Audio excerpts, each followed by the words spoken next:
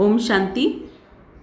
आज की मुरली का डेट है 27 मई 1977। मुरली का टाइटल है पावरफुल स्टेज अर्थात बाप समान बीजरूप स्थिति। अव्यक्त रूप से योगयुक्त बच्चे मधुमन में ही अपने को अनुभव करते हैं। यथाशक्ति हर एक अपने पोजीशन पर स्थित रहने का बहुत प्रयत्न करते, लेकिन माया का अपोजिशन एकरस स्थिति में स्थित होने में विघ्न रूप बन रही थी। इसका कारण क्या? एक तो सारे दिनचर्या पर बार बार अटेंशन की कमी, दूसरा शुद्ध संकल्प का खजाना जमा न होने के कारण व्यर्थ संकल्पों में ज़्यादा समय व्यतीत करते हैं। मनन शक्ति बहुत कम है, माना मुरली को मनन करने की, चिंतन करने की आदत नहीं है। तीसरा, किसी भी प्रकार की छोटी छोटी परिस्थितियाँ जो कुछ भी है नहीं, उन छोटी सी बातों की कमजोरी के कारण बहुत बड़ा समझ उसको मिटाने में टाइम बहुत वेस्ट करते हैं। चौथा, अपना ही स्वभाव संस्कार, बार बार उन स्वभाव संस्कारों के वशीभूत होने से धोखा भी खा चुके हैं, लेकिन फिर भी रचता कहलाते हुए भी वशीभूत हो जाते हैं। अपने अनादि आदि संस्कार बार बार स्मृति में नहीं लाते।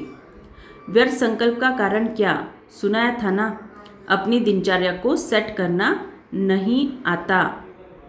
तो अगर आत्मा की पावरफुल स्टेज की बात करें तो बाबा क्या कह रहे हैं?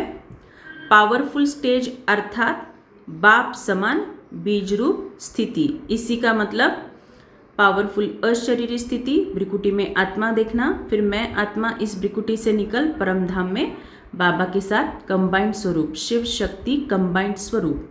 पावरफुल स्टेज अर्थात बाप समान बीजरूप स्थिति। इसीलिए जब भी हम अशरीरी स्थिति का अभ्यास करते हैं, जब भी बाबा के साथ कंबाइंड स्वरूप का परमधाम में अभ्यास करते हैं, तब हम सबका ये अनुभव है कि बहुत ही पावरफुल अवस्था बन जाती है। तो सबसे पहला अटेंशन, अमृत वेले की पावरफुल स्थिति की सेटिंग करो।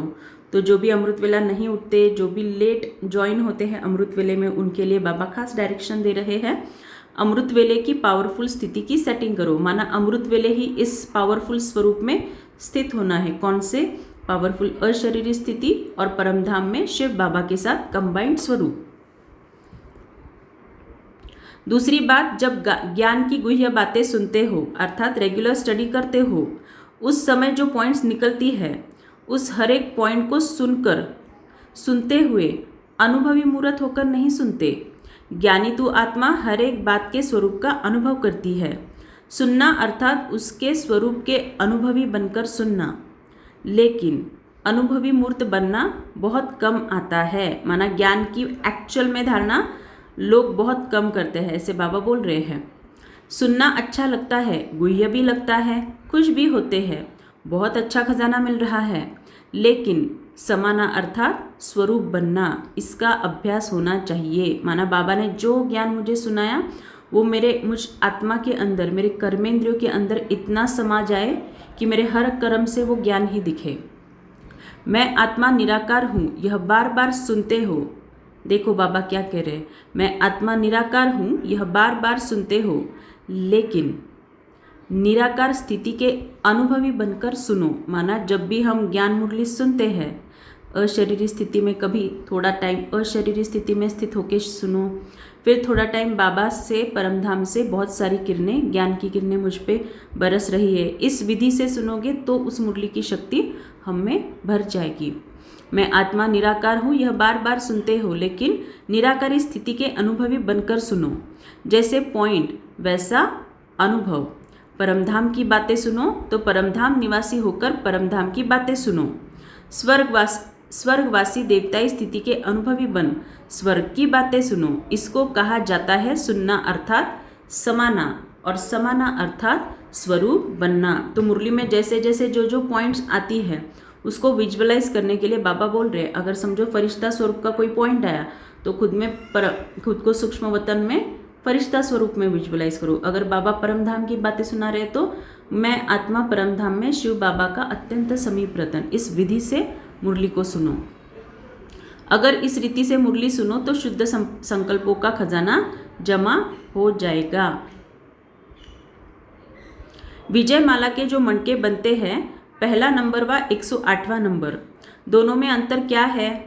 कहलाते तो सब विजयी रत्न हैं, नाम ही है विजयमाला, लेकिन पहला नंबर विजयी रत्न और लास्ट का विजयी रत्न है, उनमें कोई विशेष सब्जेक्ट पर विजय का आधार है व टोटल नंबर पर आधार है। माना एक आत्मा फर्स्ट नंबर बन रही है और दूसरी आत्मा 108 नंबर बन रही है, तो उन दोनों में अंतर क्या है? बाबा वो बोल रहे हैं। अष्टरत्न में भी पहला नंबर और 8वां नंबर में अंतर क्या है? पूजते तो 8 ही है, लेकिन पूजा में भी अंतर, विजय में भी अंतर है, हर एक की विशेषता भी विशेष है, और फिर जो कमी रह जाती है वह भी विशेष है, जिसके आधार पर फिर नंबर बनते हैं। आज दोनों ही देख रहे थे, तो यह आपस में विचार करना, समझा? तो बाबा हमें अभी विचार सागर मंथन के लिए बाबा ने हमें पॉइंट दिया है कि अगर 108 के पूरे मणके हैं, 108 मणके, तो पहले नंबर में और दूसरे नंबर में क्या फ़र्क है, फिर दूसरे नंबर मणके में और 10वें नंबर में क्या फ़र्क है, 10वें में और 20 में क्या फ़र्क है, चेक करो। ऐसा क्या होगा जिसके आधार पर ये नंबर बने हैं? क्योंकि है तो सब तीव्र पुरुषार्थी सूर्यवंशी आत्माएं, लेकिन फिर नंबरवार क्यों हैं, चेक करना। जब डबल स्टेज हो तब सफलता हो। स्थूल स्टेज पर झंडा लगाना, स्लोगन लगाना, चित्र लगाना बहुत सहज है, लेकिन हर एक चैतन्य चित्र हो। एग्जाम्पल बनने वालों को विशेष सहयोग मिलता है।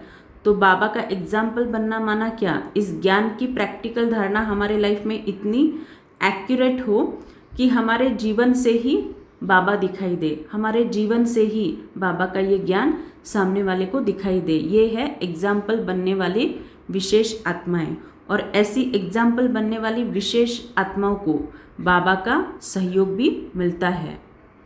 हर एक संकल्प श्वास में स्वतः ही बाप की याद हो, इसको कहा जाता है स्मृति स्वरूप। जैसे भक्ति में भी कहते हैं, अनहद शब्द सुनाई दे, अजपा जाप चलता रहे, ऐसा निरंतर पुरुषार्थ हो, इसको कहा जाता है श्रेष्ठ पुरुषार्थ। याद करना नहीं पड़े, याद आती ही रहे। महारथियों का पुरुषार्थ यह है। महारथी अर्थात स्वतः याद।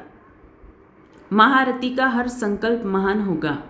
जितना जितना आगे बढ़ते जाएंगे, साधारणता खत्म होती जाएगी, महानता आती जाएगी।